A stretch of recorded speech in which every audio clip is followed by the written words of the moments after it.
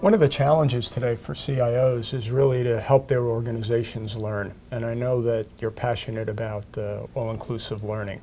So how have you leveraged your philosophy in your role as a CIO? And then maybe you can give us an example or two.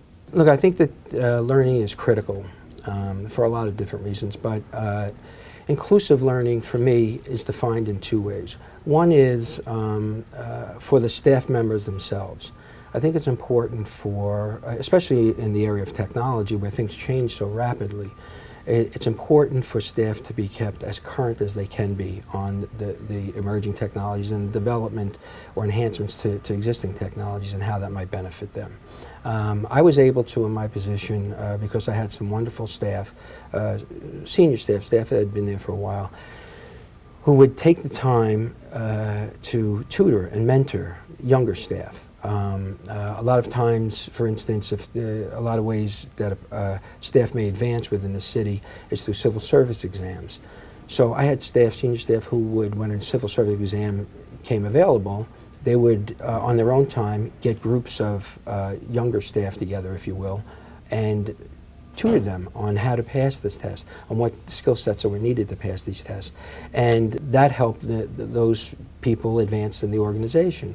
So that type of learning from the seasoned veterans to the rookies, if you will, I think was very valuable. And it built camaraderie too. So secondly to that, inclusive learning, I think, also includes conversation across the departments within IT.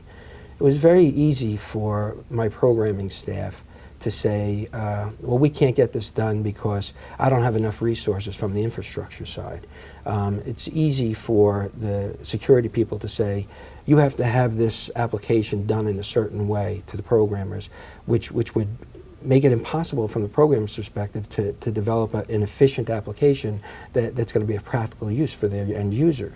So what I did was I developed this community of practice committee, and I had representative people from each of those areas get together regularly to discuss what were some of the problems across the departments and what were some of the problems inherent in some of the projects we were trying to make progress on.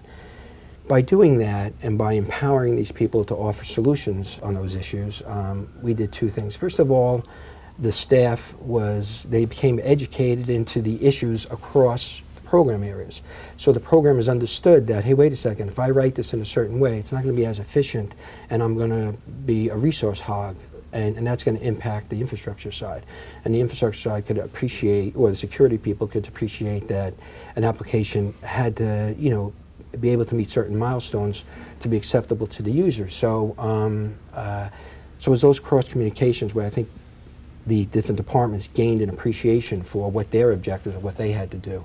And then I think that it also empowered people to build better relationships across the organization and made them all feel like they were part of the solution. So that's what I think about when I think about inclusive learning, Phil.